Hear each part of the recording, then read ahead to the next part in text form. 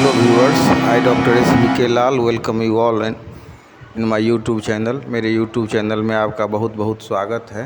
आज हम आपके लिए लेकर के आए हैं क्लास 12 का ओम्स लॉ और प्रतिरोध। तो आइए इस पर चर्चा करते हैं। इसके अलावा हम थोड़ी सी चर्चा रेसिस्टिविटी, कंडक्टिविटी और जो मतलब पावर है, इलेक्ट्रिकल एनर्जी, इलेक्ट्रिकल पावर, इस पर भी थोड़ी सी चर्चा करेंगे। तो आइए शुरू करते हैं। सबसे पहले ओम्स लॉ 1826 ईस्वी में जर्मन वैज्ञानिक ने एक नियम दिया था। विभवांतर और इलेक्ट्रिक करंट के बीच में रिलेशनशिप को इस्टेब्लिश किया था उन्होंने ये नियम दिया था कि दोनों के बीच में क्या संबंध है। इस रिलेशन को जो इस्टेब्लिश किया था, V is proportional to I, इसी को जो है हम कहते हैं ओम्स लॉ के नाम से जानते हैं। बहुत बड़े वैज्ञानिक हुए, जर्मनी के रहने वाले थे। पूरा नाम इनका सर जॉर्ज साइमन ओम था। इन्होंने किसी चालक के सिरे पर जो हम विभवांतर लगाते हैं और विभवांतर लगाने के बाद जो उसमें प्रवाहित होने वाली विद्युत धारा है, उसके संबंध में एक नियम के द्वारा इस संबंध को व्यक्त किया था।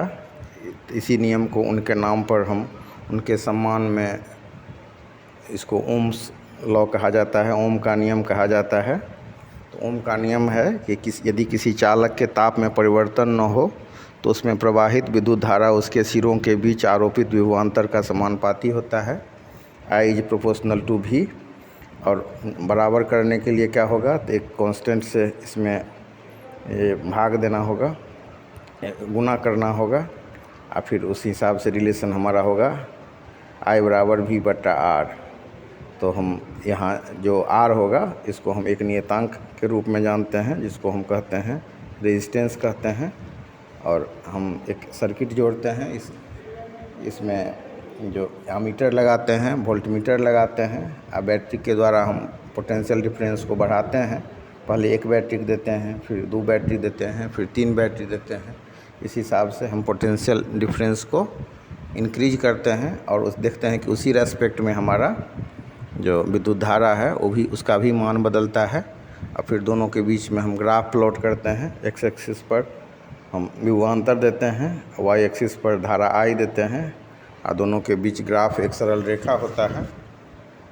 तो इस हिसाब से हम इसको समझ सकते हैं।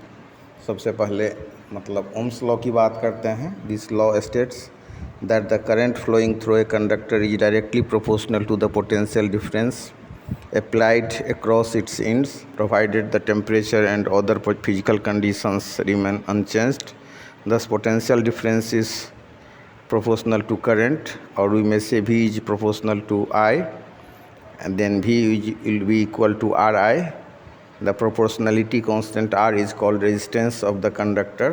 Ohm's law may also be expressed as V upon I is equal to R. अब उसके बाद हम लोगों ने जाना कि यहाँ पर जो V बराबर Ri है, तो R यहाँ एक कांस्टेंट है, और ये जो कांस्टेंट है R, इसको हम रेजिस्टेंस के रूप में जानते हैं। तो आइए जानते हैं कि रेजिस्टेंस क्या होता है। It is the property by virtue of which a conductor opposes the flow of charge through it. It is equal to the ratio of the potential difference applied across the conductor to current flowing through it. अब resistance का ऐसा unit ओम होता है, और 1 ओम बराबर होगा 1 volt बटा 1 ampere. तो 1 ओम बराबर हम लिख सकते हैं 1 VA-1। तो इस हिसाब से हम समझ सकते हैं कि प्रतिरोध किसी पदार्थ का वह गुण है जो उससे होकर धारा के प्रवाह का विरोध करता है, या उस पदार्थ का प्रतिरोध या केवल प्रतिरोध कहलाता है। तो किसी चालक का प्रतिरोध R उसके सिरों के बीच विभवांतर V और उसमें प्रवाहित धारा I का अनुपात है। और उसके बाद इसको सत्यापन करने के लिए हम एक एक्सपेरिमेंट करते हैं कि कैसे इसमें एमीटर जोड़ देते हैं, सर्किट में वोल्टमीटर जोड़ते हैं, फिर उसमें स्विच लगाते हैं, फिर बैटरी बढ़ा करके पोटेंशियल डिफरेंस को बढ़ाते हैं, और हम देखते हैं कि जितना पोटेंशियल डिफरेंस बढ़ता है उतना धारा भी बढ़ती है, और धारा और विभवांतर के बीच में हम एक ग्राफ प्लॉट करते हैं जो हमारा एक सरल रेखा होता है। अब है कि किसी चालक का प्रतिरोध किन चीज़ों पर निर्भर करता है, तो तार की लंबाई पर निर्भर करता है। तो हम इसको लिख सकते हैं, किसी तार का प्रतिरोध R उसकी लंबाई L के समानुपाती होता है, that is R is proportional to L।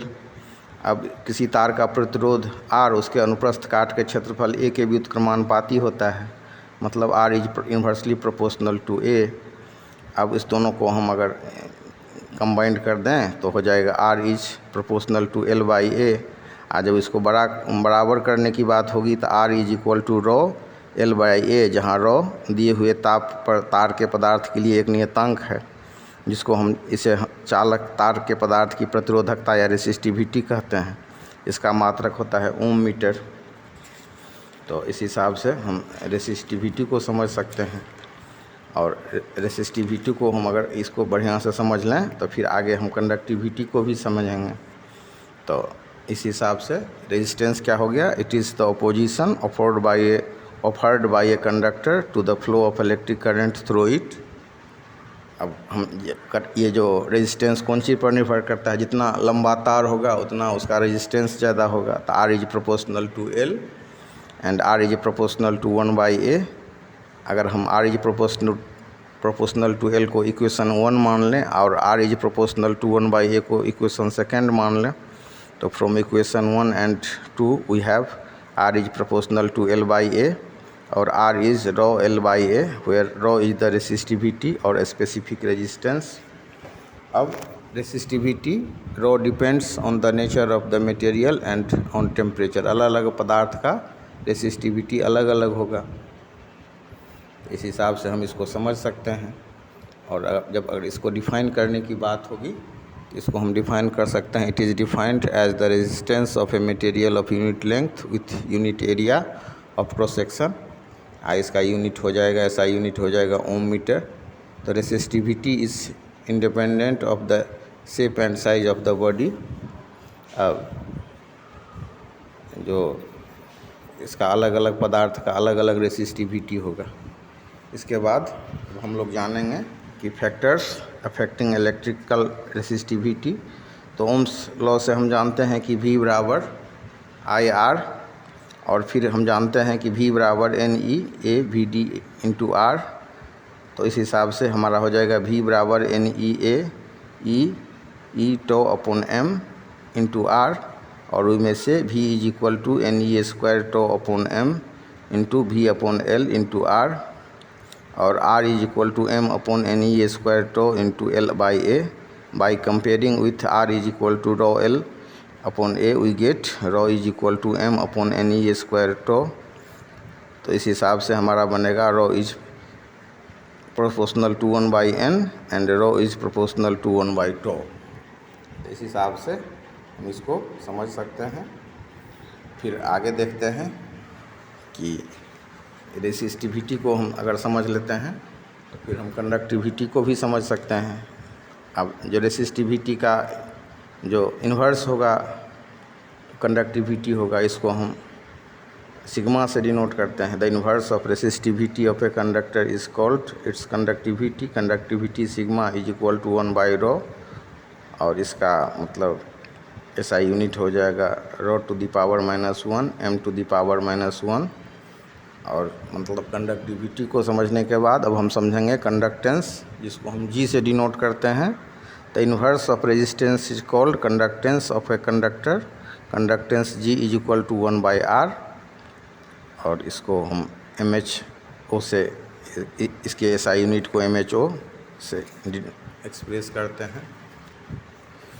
तो इस हिसाब से हम इसको समझ सकते हैं। इसके बाद अब हम समझेंगे इलेक्ट्रिक एनर्जी को, कि इलेक्ट्रिक एनर्जी क्या होता है। It is the total work done in maintaining an electric current in an electric circuit for a given time. तो इस तरह इलेक्ट्रिक एनर्जी बराबर हो गया हमारा इलेक्ट्रिक पावर इनटू टाइम। और अगर हम मतलब इसको फिर इक्वेशन के फॉर्म में लिखें तो हम लिख सकते हैं W बराबर PT बराबर VIT जूल। ई बराबर हो जाएगा हमको VIT will be equal to I square RT joule. तो यूनिट ऑफ इलेक्ट्रिक एनर्जी क्या होता है, तो मतलब जूल के रूप में हम इसको एक्सप्रेस करते हैं। The commercial unit of electric energy is kilowatt hour और board of trade unit. It is the electric energy consumed by an appliances of power 1000 watt in 1 hour. तो इस हिसाब से हमारा हो गया 1 किलो वाट बराबर हो गया 1000 वाट आवर बराबर 1000 वोल्ट गुने 3600 सेकेंड। तो ये बराबर हो जाएगा हमारा 36 गुने 10⁻6 के फॉर्म में हो जाएगा। और दूसरा जो यूनिट है वो वाट है, तो 1 वाट आवर बराबर हो जाएगा 1 वाट इंटू 1 आवर बराबर 3.6 गुने 10⁻3 जूल। और फिर इलेक्ट्रिक, तो इस हिसाब से हम इसको समझ सकते हैं इलेक्ट्रिक एनर्जी को। और इलेक्ट्रिक पावर की बात करें तो किसी विद्युत परिपथ में विद्युत ऊर्जा के व्यय की दर को उसका परिपथ, उस परिपथ की विद्युत शक्ति कहते हैं, इलेक्ट्रिक पावर कहते हैं। विद्युत शक्ति बराबर हो जाएगा विद्युत ऊर्जा बटा समय।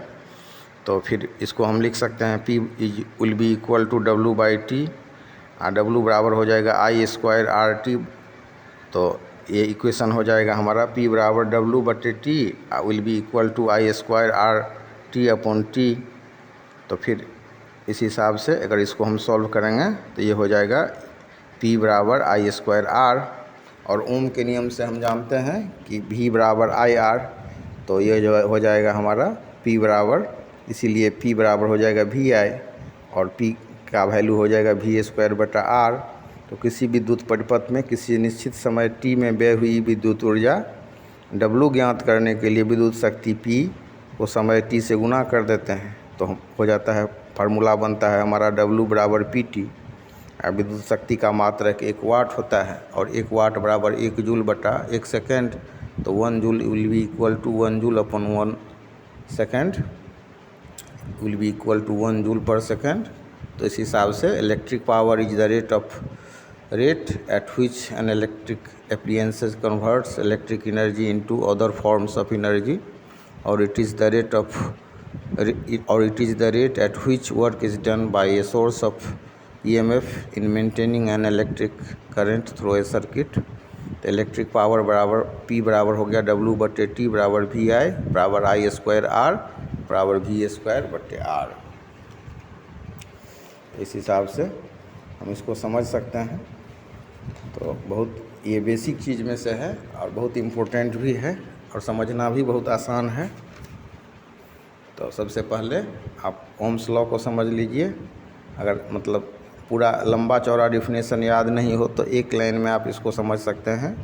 The current flowing through a conductor is directly proportional to potential difference across it. मतलब जो विभवांतर जो है वो प्रवाहित धारा के समानुपाती होता है, या धारा जो है सो विभवांतर के समानुपाती होता है। और जो हम एक्सपेरिमेंट करते हैं उसमें दिखाते हैं कि कैसे नंबर ऑफ बैटरी बढ़ा करके पोटेंशियल डिफरेंस को हम बढ़ाएंगे। और जैसे जैसे पोटेंशियल डिफरेंस बढ़ाते हैं तो धारा I बढ़ती है। और फिर इसका मतलब ग्राफ प्लॉट करते हैं। और आपके सिलेबस में भी है कि देखेंगे आप, साइड में हम इसको लिख दिए हैं सिलेबस को कि Ohm's law, electric resistance, VI characteristic. तो एक ख़ास कभी कभी ऐसी स्थिति होती है जब ये ओम्स लॉ ओबे नहीं होता है तो उस समय में ग्राफ आपको स्ट्रेट नहीं होगा। और फिर आगे इसी में जो सिलेबस है बिहार बोर्ड के सिलेबस में आप देखेंगे कि इसमें electric energy, electric power, electric resistivity, conductivity, carbon resistors, colour code of carbon resistors. तो कॉलर कोड सब के लिए हम अलग से वीडियो बना देंगे आपको। फिर उसमें इम्पोर्टेंट होता है कि जो सीरीज़ और पैरेलल में जो रेजिस्टेंस का कन्वेंशन होता है तो उसको भी देखना है। लेकिन सबसे मूल में है आपको ओम्स लॉ, तो इसको बढ़िया से देख लीजिए। तो अगर पूरी तरह से इसको डिफाइन करेंगे तो हम कह सकते हैं this law states that the current flowing through a conductor is directly proportional to the potential difference applied across its ends provided the temperature and other physical condition remains unchanged. लेकिन मूल बात यही है कि पोटेंशियल डिफरेंस जो current के समानुपाती होता है, तो इसी को संक्षेप में हम लिख सकते हैं V is proportional to I। और V is equal to R I. इसी से हम रेजिस्टेंस को भी समझ सकते हैं। तो V बराबर जब आर आई होगा तो आर रेजिस्टेंस हो जाएगा। ये इसी कांस्टेंट जो आर को हम जो रेजिस्टेंस बोलते हैं, तो proportionality constant R is called the resistance of the conductor. और Ohm's law also may be expressed as V upon I is equal to R. तो विभवांतर और धारा के अनुपात को हम ये रेजिस्टेंस के रूप में लिखते हैं। और जब परिभाषित करने की बात होगी तो हम परिभाषित करेंगे, it is the property by virtue of which a conductor opposes the flow of charge through it. It is equal to the ratio of the potential difference applied across the conductor to the current flowing through it. और 1 ओम का value हो जाएगा 1 volt बटा 1 ampere. तो इसको बढ़िया से इसको देख लीजिए। ये समझने के बाद फिर हम रेसिस्टिविटी को भी समझेंगे। तो सबसे पहले ये प्रतिरोध को समझ लीजिए। वह गुण है जो धारा के प्रवाह का विरोध करता है। और इसको समझ लेने के बाद फिर जो हम निकालते हैं कि ये कौन चीज़ पर निर्भर करता है, तो R is proportional to L, R is inversely proportional to 1/a। इसको मिला देने पर हमारा बनता है आर इज